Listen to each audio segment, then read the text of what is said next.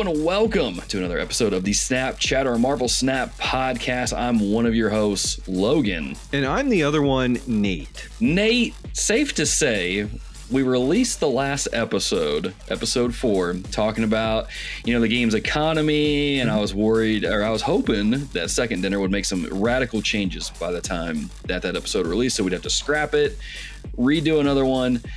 Thankfully, in some ways, they did implement some of the token bundles that are cheaper. You can get those with gold, which it is a nice touch. It kind of helps a little bit, but for a large part, the economy hasn't really changed. And if anything, I feel like, granted, we're recording this the day after the new season started, right, March 8th, but it feels like there's this. I think malaise is the right word that I'm looking for. That's kind of settled over the entire Marvel Snap community. We'll get into that a little bit here on the episode when we talk about Nimrod, the new season pass, and a few other things. But man, it's it's funny that we started this podcast. We were so excited, and now we're kind of like, uh-oh. Well, it's a weird time to be playing the game. I think some of the shine is wearing off a little bit, and that's because the meta is starting to settle. You're starting to see a few really dominant builds, really dominant deck styles, and there were a lot of cards that were very like Wild West.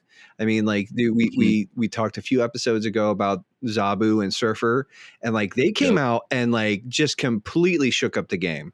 MODOK did a good bit, and we'll talk about what Nimrod does for the meta as well. But I think the other thing too, going back to that episode where we were talking about economy, what I would say is that it's kind of a glass is half empty or half full kind of scenario where we did see the smaller bundles. We saw the Token Tuesday stuff. We did see some of those smaller bundles, which look in like the mystery variants and all that stuff. And those are exciting. Those are cool. I actually like those in principle. I just think overall, the $30-$40 price points for some of these bundles, just they need to scale that back, But and again, it's not pay to win, but it's all of that just feels like a little too bordering on exploitative for me. But I think I think too, it's and we've had conversations in the TRG Discord about this as well, but it just the last couple of weeks of last season were brutal. It was rough. Absolutely. Just almost gutting at times. I don't think I've ever had to, granted, I've only been playing since October, but last season really felt like I had to claw my way into the 70s. Whereas in the months prior, I'd still have to fight pretty hard, right? Because, you have the Zabus dropping in the Wongs and the Shuris, making a huge Red Skull sort of thing, right? You would see that stuff. Usually you'd be able to kind of counter that a little bit easier, right? Especially if you drop a Cosmo on the lane where they drop the Wong in the Shuri. It's boom, just shut down your whole thing on turn 3. You could kind of counter that stuff and see it coming. But man, these, like you said, the last 2 weeks, man, it was brutal. It was nuts. Well, it was nuts. Like I said, I think what's starting to happen is that there are a few decks and deck styles that are really becoming super dominant. I mean, the Red Skull Shuri decks are super dominant. They're just super easy because 30 power is hard to answer for. So there's plenty of ways to even kind of juke out your opponent, right? Because we were talking about this in the pre-show. You drop a Red Skull, and then if you have priority, obviously by then you'd have priority with that big old 30 power bomb. Arnim Zola that sucker into the other 2 lanes, so it dodges Shang-Chi. It's okay, well, that's rough, And it's not like that. It's not like even all of that can be stopped or can't be dealt with. But it is. Yeah, there's so much power on the board, and we were talking about the Toxic Sarah deck. I've seen last season, I saw a lot of like the Sarah control decks sort of popping up. There's a Sarah surfer build, which is basically sort of a variation on that. There's the what has been dubbed the Seracles style decks. I mean, and like I said, that Toxic Sarah deck, and like Sarah, especially when you pair her with something like Zabu, allows for like these absolutely explosive turn 6 plays. So, and again, that's fine. That's good, but it makes like, I think what we're starting to see is that high level play is getting much more cutthroat and is becoming much more stylish, which also makes it a little easier to read. Right. Because it's like, oh, well, I just watched you, Shuri. I know you're going to drop something big next turn. And then, I'm expecting.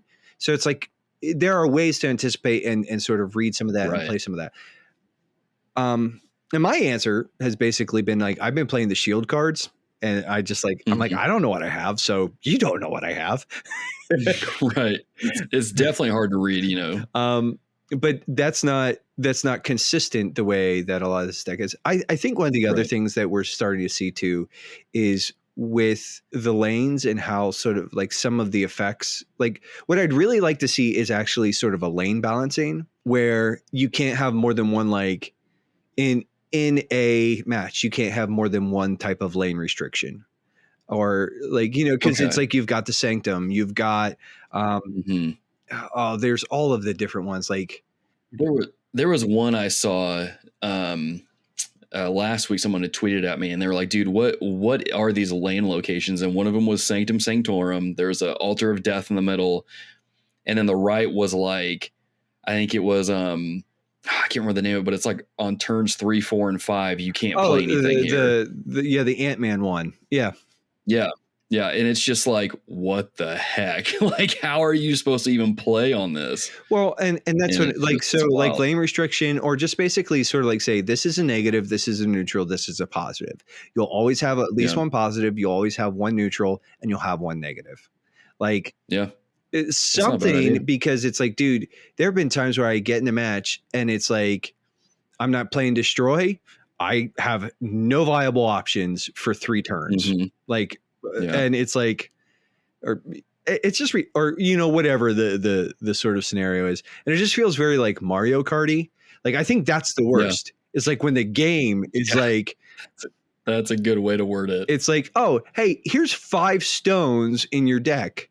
And I'm like, that's great. And then I proceed to draw 3, like, and it's like, it's rough. That's not me losing the game. That is the game sabotaging me.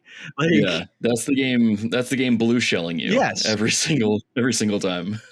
So I was like, oh, that's a red shell. That's a red. That's why I've started calling rocks when they get shuffled into my, So, and there's stuff like that where I'm just kind of like, It's definitely an interesting time to be playing this game because of just all these different things that are going on. And, hopefully, the meta changes, right, from time to time. But unfortunately, kind of at the current state when we're recording it, the meta hasn't really changed, and we're kind of, I guess we could just roll into that with talking about Nimrod.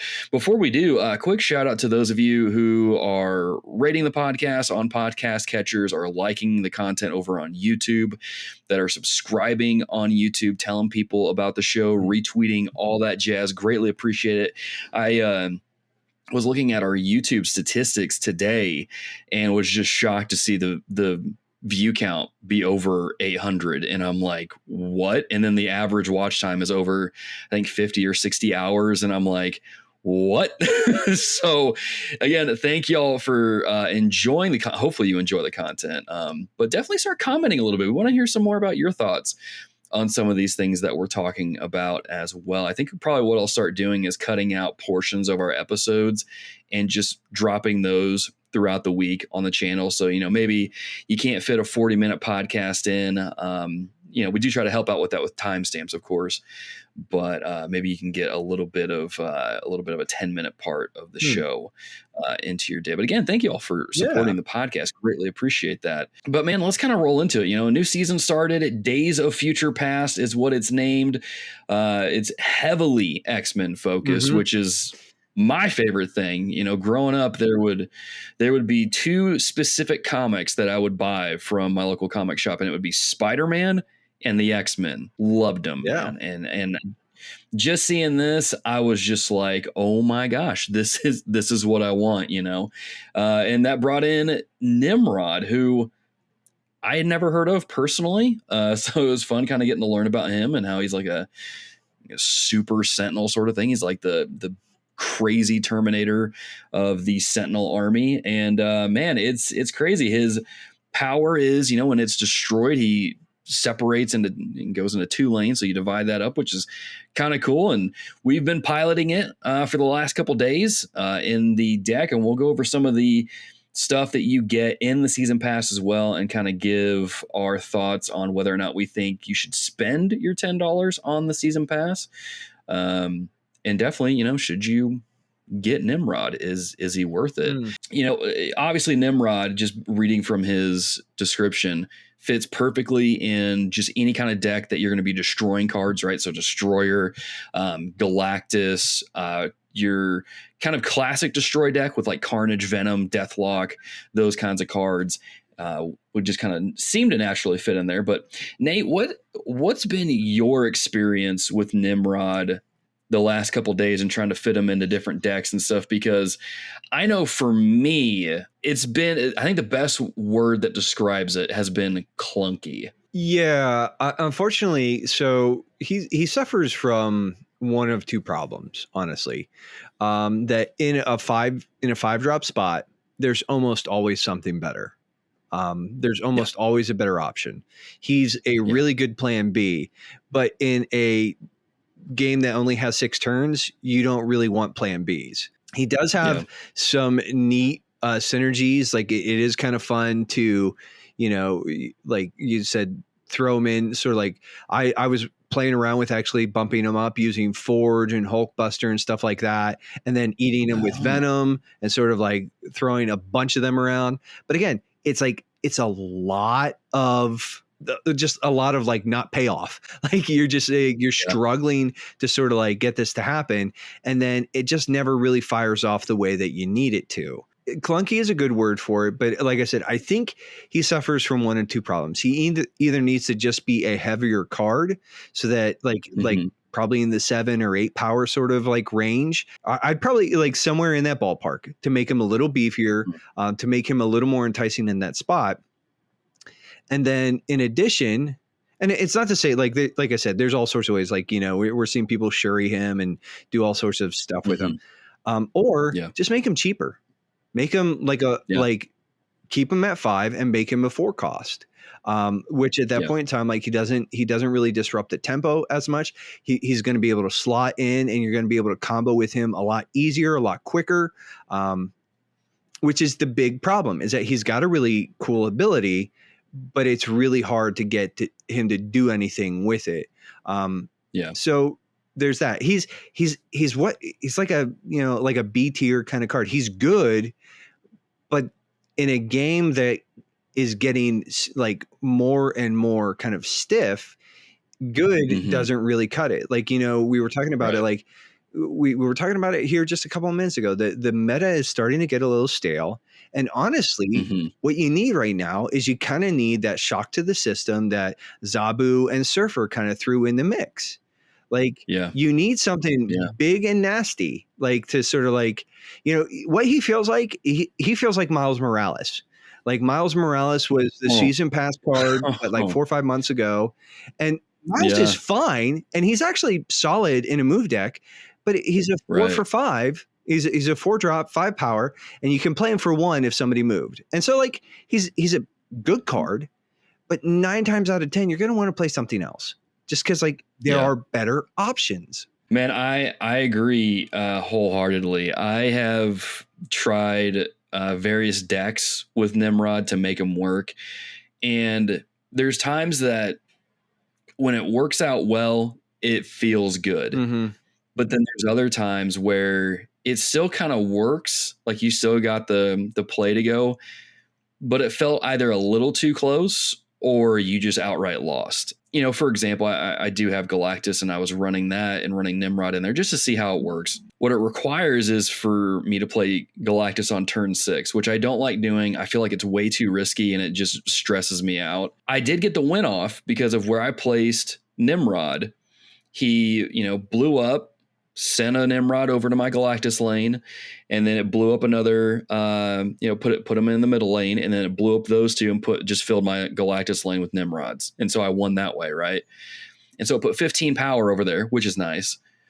But I was sitting there looking at it and like, this doesn't feel as efficient as playing a ramp deck with the Galactus and then dropping null in there. Mm-hmm. And then it's like, having that skyrocket the power, having that safety net, having a lot of power there. And so my experience has been with Nimrod, it's just been kind of like ho-hum, it's cool, right? It's a neat little trick, but it's like you said, the meta right now is so just brutal that it's like almost every turn counts now to a crazy degree. I think for folks who have either just started the game or are in pool 2 or just getting into pool 3, I think this is going to be a pretty decent card for them, especially if you're running a destruction deck. And you're still trying to build out your pool 3 collection. I think that'll be really good, but he's a solid ad. He's just not, he's not going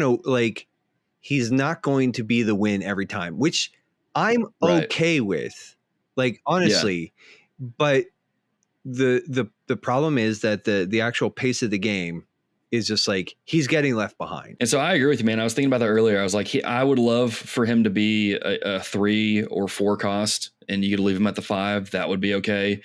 Or, do like what MODOK was, a 5/8, make it really crazy. But I feel like, I wonder, and Nate, do you kind of think that maybe Second Dinner is a little hesitant to make the season pass cards a little too powerful? Because they did that with Silver Surfer and Zabu, and then they nerfed them, lower their power and abilities a little bit, and people got mad. And then they're, do you think that maybe they're thinking, we don't want to make these cards too powerful, because if they're too powerful, we're gonna have to nerf it, and then people are gonna be like, okay, this is the 3rd card you've done this with.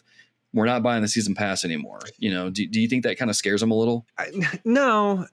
I think honestly, like, MODOK was a great ad last season. Like last battle pass, right? Like he gave discard a lot more utility, and he's just, like I said, he's a good presence. I just think this is a card where I can see why you wouldn't want to make him too big, because he can get very overwhelming very quickly. Like I said, at 5 power, he doesn't feel big enough. He doesn't feel he doesn't have board presence enough to really like to care about it. Like and I don't think they're really worried about like breaking the game. Like, I think they're fine tweaking cards when they feel like they need to. And like, listen, I think both those tweaks, like, people have adjusted. Zabu is still getting a ton of play. He's at the core of several really dominant, builds. And Surfer, while he's not as explosive as he used to be, like I said, I probably climbed 20 ranks last season with that Sarah Surfer deck. It's because it's not, nothing gets super huge, but it's enough sort of like little bites of the apple that it gets big enough to claim the lanes. And so I think with both of them, they found like an okay sort of spot. I think like the fact is, like, Nimrod wasn't tested enough or something. Like, he's just, he sort of breaks the tempo, like, and hopefully they'll fix that. Hopefully they'll make him like a 4/5 or something like that. Cause that's really where I'd like to see him in a 4 power, in a 4 energy slot. I think that would definitely I think that would go quite a good way in making him feel a lot better to play, in terms of fitting him on the board and trying to set things up. And so I totally agree. As always, dear listeners, let us know what you think of Nimrod. We did send a tweet out. There's a couple people that responded, said, that they really like Nimrod. They're fitting him into some of their decks really well. And so I'm glad people are enjoying him. He's, that's always a good He's thing. A solid card. And there are ways that he's going to play. Like, I saw a build that went to infinity apparently with this, and he was a part of it. But I just don't think he's like, it was sort of it was a Red Skull Shuri type build, so Okay. and like I said, I think the thing is just he's in that spot. There's almost always going to be a better play at 5. Almost always going to be a better play. Yeah. Yeah. He's almost like playing D. In some of those decks. I've run that Shuri Red Skull Nimrod deck, and it's you don't really use Nimrod a whole lot, but you do use, if you do need to use him, he's not bad. He's not bad, but it's like you'd rather have Skull. Red Skull. Yeah.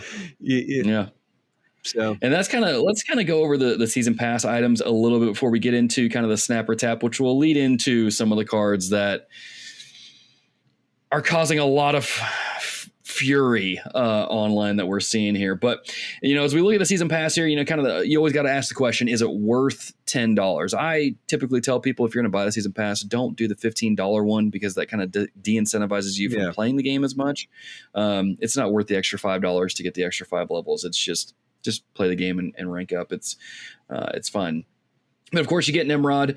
At the end of it, you get the Dan Hip variant, which, Nate, what do you think of the Dan Hip variant for Nimrod? Personally, I mean, I'm the kind of guy that thinks Dan Hip variants don't miss. And I actually like this one. It's goofy. It's cartoony. Yeah. I like it. I like it better than the Jack Jigglypuff version. Yes, 100%. I don't like the one you get out of the gate. I'm just like, I am not a fan of the base of this card. It makes me feel weird and So it's just I don't know. There's something about the design of it that looks weird in that particular pose. I know I've seen some comic panels where he's like ripping Marvel characters apart and just destroying them, and I'm like, okay, this is cool looking.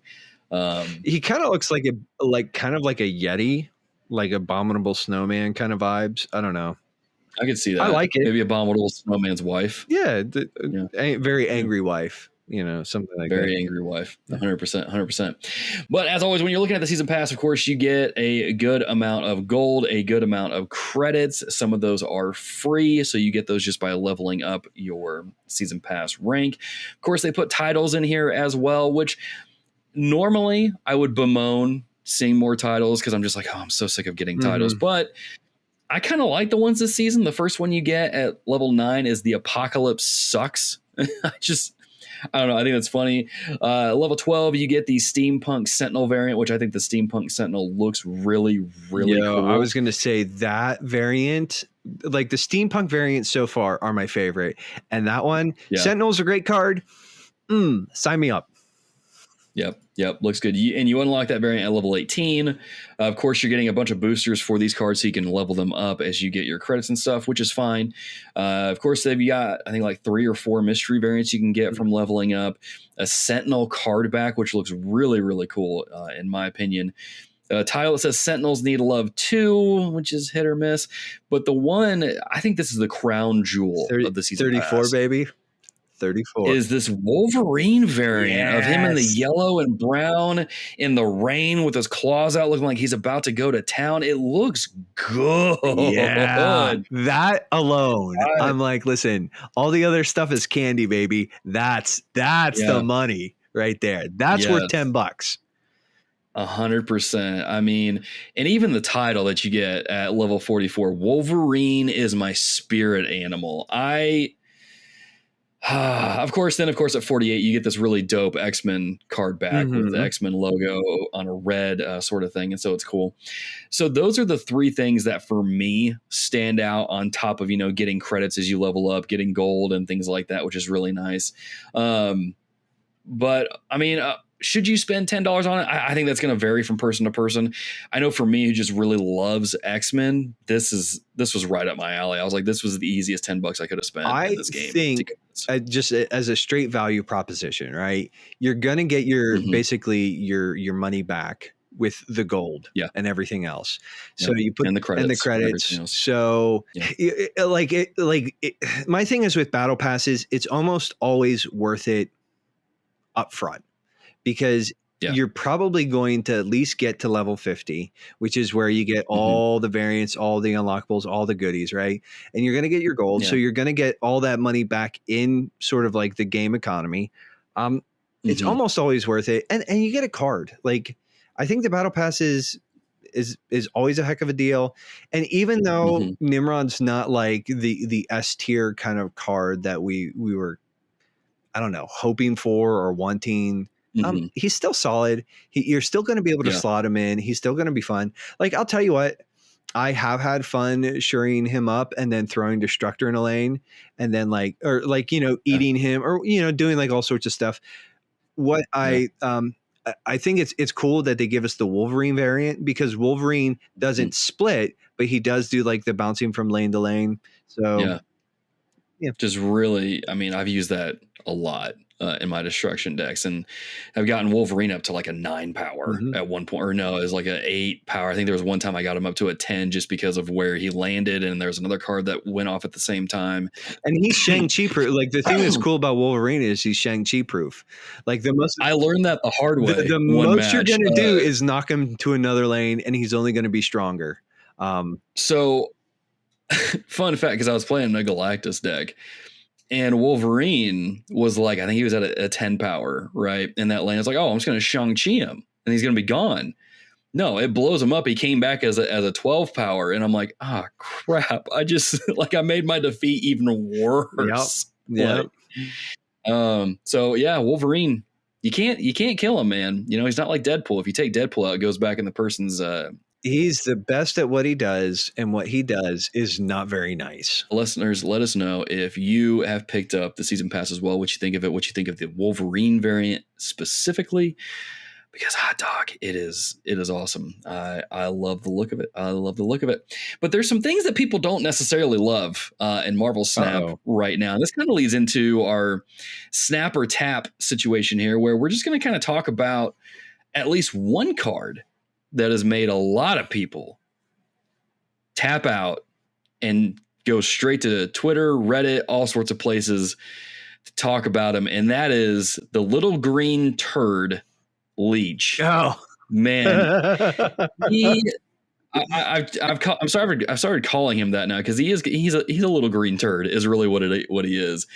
Man, Leech has been, I watch a lot of Marvel Snap creators, and one of them, I think it was Alex Cassia, just the night of the new season, put out a video talking about how Nimrod is trash, not because Nimrod is a bad card, but because Leech is so prevalent in the meta right now, specifically with Thanos Lockjaw decks, that, man, if he comes out turn 3, turn 4, turn 3, boom, got leeched. I just hard out. Like, I was like, nope, not even doing it. Yeah.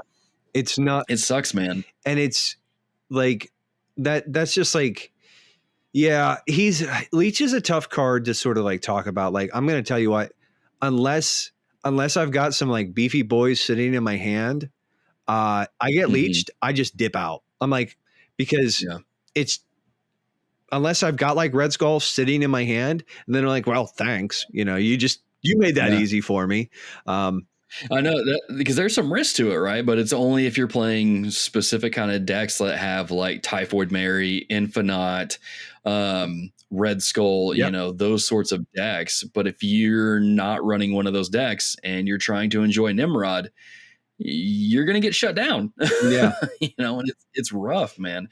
But my thing is, I mean, what do you do with Leech? You make him a 0. You make him a 0 power or a -1, so that if you play him, he has negative board presence.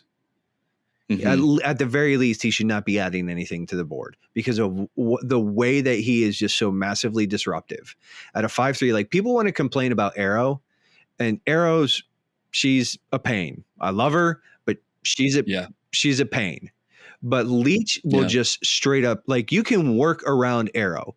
You cannot work around Leech. If your hand gets Leech, the only option, The only option is if you got some big, nasty, beefy boys sitting in the hand and you can just dump them on them. Or if by chance you're running a Patriot deck, in which case all the cards you drop now are just going to get powered up by Patriot and hopefully a Mystique that you have out there as well.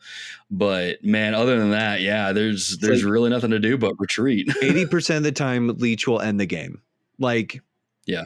You know, and I'm not saying that to like, you know, I've griped about Iceman, I've griped about Scorpion, but like legitimately, and I think both of them, I hate both of them, but oh, we know. But Leech, I look at him and it's just like it is astounding to me. And I think when he wasn't being played all the time, and that's the problem. He's right in like lockjaw decks, you know, people are fishing him out with Juby. Like there's all sorts of like silly nonsense that he goes into. Yeah. And especially in like a Thanos lockjaw deck, like that deck is already overpowered to begin with. And then you throw Leech in it. Like, yeah, but like, it's just, you know, I don't know what to, you know, I don't know what to do with him. Like, because it's like, you can't just like, say, nope, this card. Well, I mean, you could just get rid of the card.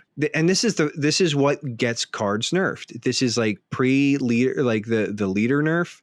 Like leader was in every other deck you played, you know? Yeah. And 9 times out of 10, at least 7 times out of 10, you know, it felt like leader would just like, oh, that's a win. You know, occasionally, like you'd see a lot more destroyer style decks, and then then you drop Leech and they'd be like, oh, or they'd play leader and nuke their own board. And it's like, well, you know, play stupid games, win stupid prizes, kind of thing. Right. But so, and then he got his nerf, and he's, you know, I think he's in a better place. You don't see him played as often, but I have seen him played with some success. You can't make him a 6. Because at that point in time, he's got like nothing. He can't do anything in the game. Yeah. The only thing you can do is affect his power. Having him be a 5/3 gives him board presence that frankly he doesn't need because he's already done the damage. I agree. Personally, I've seen a couple different suggestions thrown around on, you know, Reddit, YouTube, all these different places. And I really like the idea of making him like a 4 cost, like a 4/2. And he only just randomly hits 1 card in your hand, and that's it.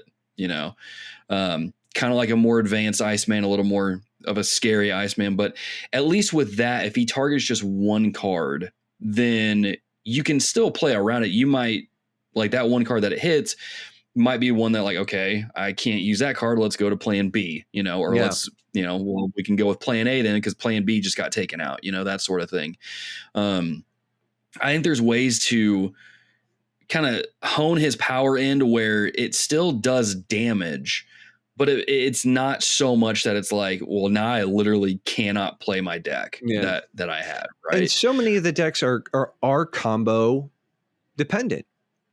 Yeah. Like we even talked about that in episode 2, you know, start pairing your cards together and doing combos, and Leech totally ruins that entire strategy. And again, like like you have basically 2 or 3 viable responses. Like you either have big nasty cards in your hand. So you play the Magneto and it's like, well, I just dropped, you know, or you play Infinite or you play whoever. Right. Or, you know, it's like you said, the other version is like the Patriot deck at that point in time where it's like, well, thanks for the free power. You know, but I mean, I don't know how many different deck builds there are or styles there are, but like I would say like a good like 80 to 90% of decks just don't have an answer to Leech. And that's a problem. So putting like limiting his, and honestly, I think that for, you know, all of that stuff. So like, you know, Scorpion's another one that like the conversation people are like, well, what would you do with Scorpion? I'm like, well, he would only hit like 2 or 3 cards out of your hand. He wouldn't hit the entirety of your hand. Or like if he hits the entirety of your hand, he's a 2/1. Like, okay. Like I like the idea of him almost being like a reverse Nakia, where, you know, Nakia, when you play her, she boosts the 2 cards on your left. Scorpion could just do that same thing. 2 cards on your left, just lost some power, you know. Make it a little bit more like it still could hurt, you know, could sting, right? Pun intended. But not to where it's like, oh crap, now like all my cards are on -1 or and something even like that. playing Leech on turn 6, like I said, it just gives him, and there's ways to cheat him out. Like you can do the Do a ramp deck do a ramp or deck, like wave. you can wave him out, you can do all sorts of stuff. And so Mhm. I just, and again, it's this is just speculative, but I think he's the next candidate for a nerf. Like, and I was I was literally about to say the same thing. I know people are really mad at Arrow, right? But it's like you said, you can play around Arrow depending on what cards you have. But Leech is something that, like, if you get hit with it, you're done. Your best bet is to either run a Patriot deck or leech your opponent before they leech you. And that's hard to do. Yeah. That's hard to do. But I agree with you. I think Leech is probably. I think he jumped up to the top of the watch list. And really, I'm kind of surprised they haven't done anything with Leech already, because it's like what you brought up earlier, how he was in every single leader deck and he was getting a lot of play.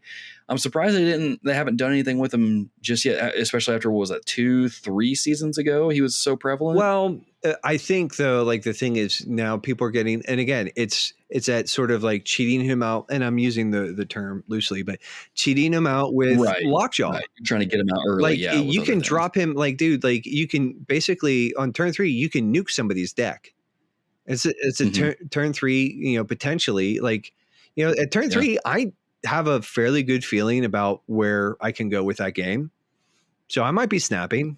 Like you snap at me, I might snap back. And then all of a sudden you've just basically, you dig out. And again, it's RNG, so it is random. But I don't know. Like, yeah, he adds to the Mario Kartification of this game. Sometimes the locations and the lanes and everything else sort of do like all sorts of weird stuff. But then Leech just like he is the blue shell. Like 9 times, like, can you recover from a blue shell? Yeah. Sometimes, but not often. With that being said, listeners, let us know. Have you been leeched? Have you gotten leeched? Are you the victim of a leech? You might be entitled to certain, whatever those ads are. Compensation. Yeah, certain compensations, which is nothing from us, but hopefully Second Dinner will come through sometime soon. But Nate, as we start to wind down the episode, let's give a quick just highlight to a specific card, one that we either are enjoying or have enjoyed and think it would be worth kind of checking out to just at least goof around with for a little while. I think one that, and I'm pretty sure this is I don't remember what series, but it's in like 1, 2, or 3. But we referenced him early. Sentinel, dude. Two energy for a 3-drop, and he kicks another one into your hand. He's just such a utilitarian card. He's obviously gonna feed like the collector. He's gonna make sure that your hand sort of stays flush with like for a Devil Dino deck. And at 3 power for 2. He's a solid card. You see him in a lot of like, the Cerebro 3 style decks, stuff like that. So Sentinel's a banger. My card highlight is going to be, I'm pretty sure this is a pool or I guess series 3 card, but with a lot of just Shuri into Red Skull nonsense going on now. You've got Galactus running rampant, which I'm surprised that as many people have Galactus as they do. It's kind of crazy. You got Thanos in there. It's like, man, how do you counter these beefy boys? And the answer lies in a 2-cost, 2 power, adorable little cat called Goose. My dude, Goose. Yeah. So here's the thing, man. I when I first got Goose, I ran Goose for a while, right? I was like, man, Goose is kind of good. Like, it's really good to shut down a lane. They can't play these beefy cards here. You can kind of sneak some other cards in with Lockjaw or even, move some of the cards around depending on what you've got. And I tell you, man, I've been running this Sarah control deck today, and Goose is in there. And it has been surprisingly effective to the point where I'm like, man, okay, this may not be a meta killer per se, but it definitely helps fight back. Yeah. Specifically against the Shuri decks. And if you get Sinister London and you can drop 2 Gooses down and narrow it down to just 1 lane, you can only play the big boys. and you have Shang-Chi in your back pocket, you might as well snap. And you can sneak around him too. Like if you're playing like Goose in a Zabu deck, then you can slide your 4 costs underneath him. So you can throw some like extra power or get a little gnarly. So I'm glad you brought that up. I will say one thing you got to be aware of is that if people are like not playing things on turns, they may be trying to get a She-Hulk in that spot where Goose is. So just be on the lookout for that. That came up a little bit earlier, and I was like, oh crap, I didn't even think about that. So just kind of be aware of that, and maybe drop a Bishop or Angela in that lane as well, so that we can beef those up to kind of curb those. That would kind of help a lot. But yeah, this Sarah control deck, man, it's a good time. Dude, it's a good time. I'm playing Bishop, like which is I wild. said when you posted it, I said in the Discord, like, dude, that thing is a solid performer. I've seen variants of those all over the place, and the reason is it's a solid deck. Yeah, it's consistent, man. It's good, and it's not that difficult to pilot either, which is nice as well. But yeah, with that being said, listeners, y'all let us know what some of your favorite cards are right now in the comments over on YouTube or over on Twitter. But as always, you can follow us at SnapChatterPod on Twitter. You can follow us on YouTube, of course, subscribe and all that jazz, like the videos, comment, all of the fun stuff. But Nate, where can they find you, man? If they want to hit you up and be like, Nate, I need a spicy take, where can they find you? I'm trying to be like a little mellower and not so spiteful. Although I don't know, I did kind of like dunk on that dude when I beat his Infinite out with an Orca the other day. I was like, yeah, that was wild. Never would have thought. I was like, what? That just happened? That's a thing now. That's crazy. But if you're interested in some of that stuff, I'm Nate _McKeever on most of the socials, or just Nate McKeever. And yeah, I mean, I try not to get too ranty, but occasionally. Fair enough. Well, I'm the Theologian all over the place. If you see me in Marvel Snap, I've been rocking a Doc Ock avatar here lately, and I'm gotta say, I've been enjoying it. I like the way it looks. I'm like, I don't know, I probably won't switch until I get that Wolverine one, and then once I get Wolverine, it's Wolverine 24/7. Probably nothing else. I actually switched back to the Devil Dino. I was rocking a Silver Surfer variant for a while. But that Savage Lands Devil Dino avatar is just like, that's too beautiful. It's too good. It's too good. It's too good. It's too good. But speaking of things that are too good, you, the listeners, are too good to us. So thank you again for all of your support over on YouTube, Twitter, all the places. Thank you for interacting with us, for commenting and sharing our episodes. But with that being said, we'll see you in the next episode.